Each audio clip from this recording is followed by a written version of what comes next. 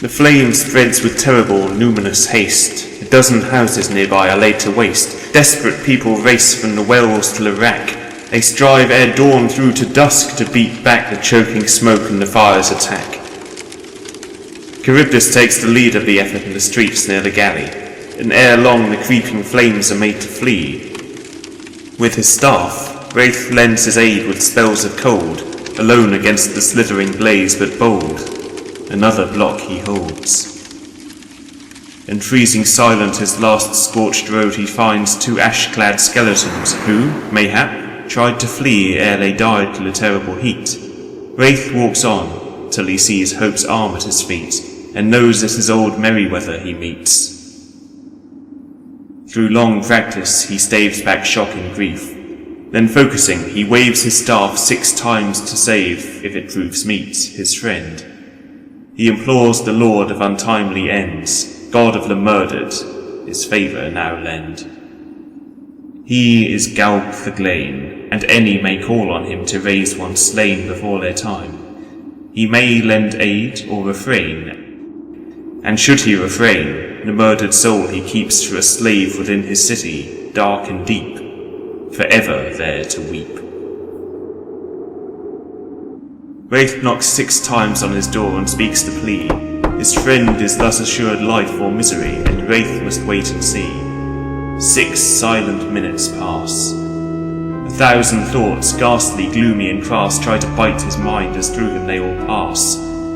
He sits and waits and stares, spurning all till he knows how the night will fare. Such was Sailari's way, such would she dare. At last the black skull loses its black grin, and roasted bones at once boast new-grown skin, and the heart beats within. Merryweather leaps to his feet, screaming, eyes clenched shut in pain, hands madly beating at imaginings of murderous flame, till sense so slowly seeps back to his brain, his panic eases, his breathing slows, once more sane. The paladin looks at the carnage about him, badly shook, coughing with each soot-caked breath he took. He meets the warlock's firm and mirthless eyes, and guesses at once the truth, how he'd died, and how he'd been revived. "You fool!" he shouts. "You bastard warlock swine! All of us have told you, never, never bind our souls to the strange mind of dread Gaulk the Glain. In death's pure grip, you well know we choose to remain." Wraith says nothing. He just turns and walks away. Elsewhere, Carrie met with Fallcrest's count, with Brenlo there too to set the terms for their hire.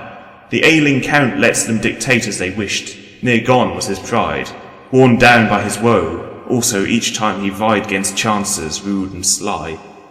He dealt with Charybdis and her group before, when beasts and schemers crept to Fallcrest's door. Each time he had swore never again to use them. Crafty villains to a one, with ruse and threat and cunning, such money did he lose. Convenient proves his melancholy, for they are keen to move, to save those taken, the threats to remove. A threat which may well be growing worse with speed. They set a high but fair price, the count agrees, and they make to leave. Outside the door, a hooded man stands bound, with Phil and 2 palace guards stood around. They push him to the ground. "Morning, Captain. Brenlo?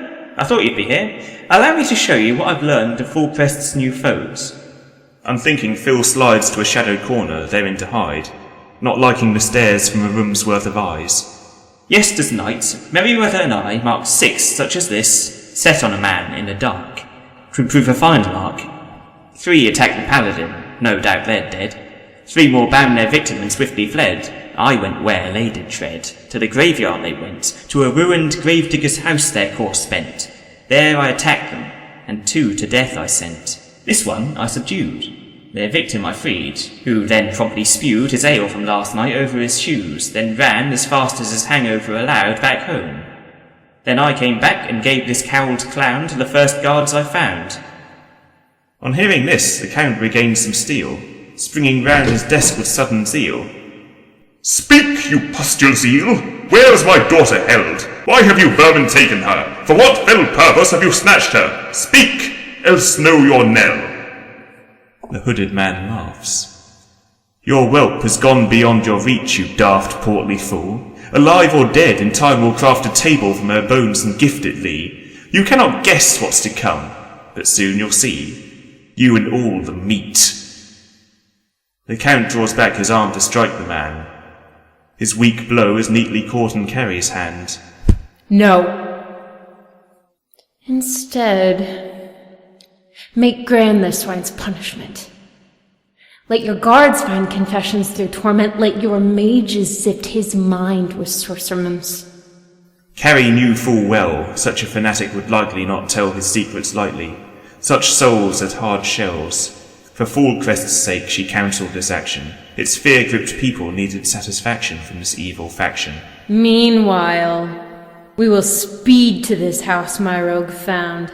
There we'll see freed your people and make bleed any more like him. What say you, lads? Shall we brave the grim lair of these enemies and slice their skins? Venlo cheers, Phil nods, and the Count barely listens as he plots vengeance on the tame knave whilst in chains he rots. Men, take this rat below, await me there. And you, young rogue, a reward for what you've dared. 4 brass pennies he spares. Carrie, Venlo and Phil leave the palace. The captain feels the fair touch of malice like blood from a chalice, the promise of a fight, a chance to see evil shatter neath their might. Ever did that make for a beautiful sight. Demon's fervour was hers. Phil, head out and find Wraith and Merryweather. Bring them to the galley. Once we're together, we'll make for this ruined house you found and kick down the bastard's door. We'll sniff them out and stick them all. Blood will run thick. You know, Bont says. When excited, you are hot. He deftly sidesteps Cherry's answering swat. Get to work, you sots, she says, sniggering. And soon she and her men are preparing for what will likely prove a lively evening. 3 hours ere midnight, all are assembled and ready to fight, following Phil through streets left empty at night.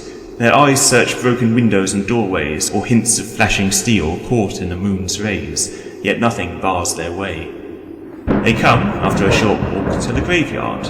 Thick clouds seem to follow them, masking the stars, and the figures on guard around the crumbling home.